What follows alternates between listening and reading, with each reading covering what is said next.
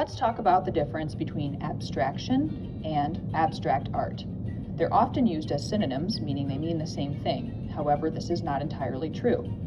They don't hold the same meaning. While both share the departure from the representational or literal depiction, abstraction implies that work still has roots in the physical. Abstract art, on the other hand, has a clean break from reality, is non-representational, and does not depict any physical object. So, if you are looking at abstract art, you are looking at something that doesn't actually depict any physical object that you can recognize. Instead, the artwork is about shape, line, color, movement, etc. But if you're looking at a piece of artwork that has been abstracted, that might mean that you're looking at something you recognize, like a portrait, or some flowers, or a landscape. But there's been deviations from realism, so you might see differences in shapes, or colors, or simplifications. Some famous abstract painters include Kandinsky, Pollock, Picasso, Mondrian, Matisse, and Moreau. Today we are going to draw or paint an abstracted autumn leaf. It is abstracted rather than fully abstract because a physical object is being depicted, just not in a realistic way. Let's make an abstracted fall leaf piece of artwork. So for this project, you're going to need a piece of white paper, a pencil, a Sharpie, a ruler, something to color with, and also there's a PDF attached to this lesson that has lots of different fall leaf outlines. So if you think that is helpful, then you can print those out before you begin. You can also freehand your own leaf drawing if you prefer. So to start, I am going to make sure I have a nice clear workspace here. Start with my pencil. I think I'm gonna take advantage of these leaf outlines and trace a couple of them to make a nice composition on my page. The more leaves you trace, the more complicated your composition will become, so you can decide if you prefer a simpler one with one or a few leaves. You could cut your paper into smaller pieces and make like individual leaves on separate pieces of artwork, or you could arrange a few, like is what I think I'm going to do here, to create one piece of artwork that has several leaves. So I am just tracing right through. The PDF has nice black outlines, making it easy enough for me to see through for tracing. If you cannot see through, it might be because your table surface that you're drawing on is dark, which will make it harder for you to see, so you could try putting a white piece of paper underneath, and that might help. I like that one. I'm gonna stick with some larger leaves, I think.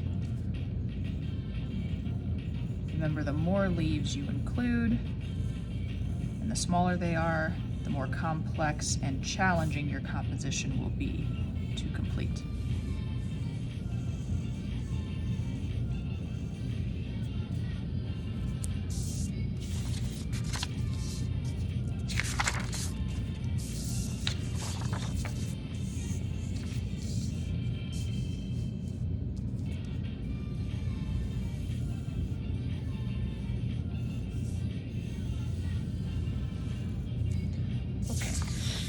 Next thing I'm going to do is use my ruler to draw some lines through my leaves to abstract them so that we are deviating from realism.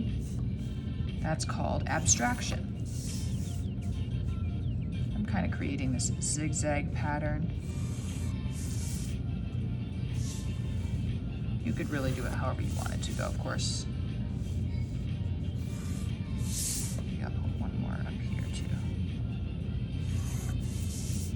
If you wanted to make this even more complex, you could cast a couple of lines vertically as well.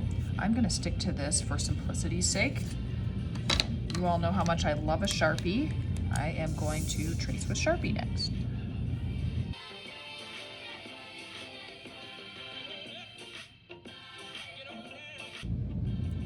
Hopefully you all know that the next step, of course, is going to be to use an eraser to hide any of those pencil marks that are peeking out behind your Sharpie. Always make sure artwork looks so much neater and it shows a care for effort and craftsmanship. So another thing you could do is use an ultrafine Sharpie, which would allow for you to make more details in thinner lines. So if it interests you to create the veins in the leaves, you could do some of that if you're looking for some artwork that looks a little more complex or detailed or challenging. That's up to you. So then you're ready for adding color. And you can do that with any materials you want. I'm gonna leave it pretty open as long as you guys are at home. I know that a lot of you like to paint and have paints available. If that's the case, absolutely paint. If you prefer markers or crayons or colored pencils or even pastels would be a great option for this. You might even want to create a resist where you would use oil pastels or where you would use crayons first to color in some designs or even make some patterns. And then if you use watercolor paint over top of them, the oily or waxy substance that the crayon is made from will not mix with the watercolor. It will resist it or push away the watercolor and therefore show through, which is a really fun effect. So if that interests you, you can absolutely do that. You can create patterns in here. You can just color it and make it flat colors. That's fine too. You might want to consider color schemes or color families. So maybe you want to do all the parts of the leaves warm colors, and then all the parts that are part of the background, cool colors. Or maybe you want to do like autumn colors or fall colors, like reds and oranges and browns and maybe even greens for the leaves. And then you could do like neutral colors for the background, like grays and blacks and tans, that sort of thing. I'm not going to require that you stick to a specific color scheme, but it would be really cool and make my day if you decide on a color scheme and stick to it. That shows me an understanding of that particular color scheme, which is really fun. You could even do primary colors for your leaves and secondary colors for your background shapes.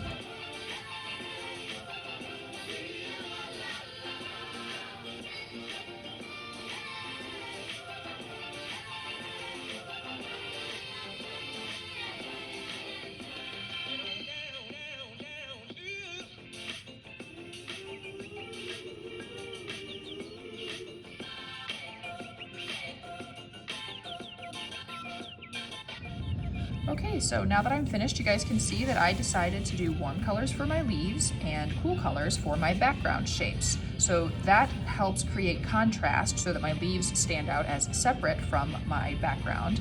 And I'll be interested to see what you guys choose to stick to for your color families. That's completely up to you. I'm excited to see what you choose.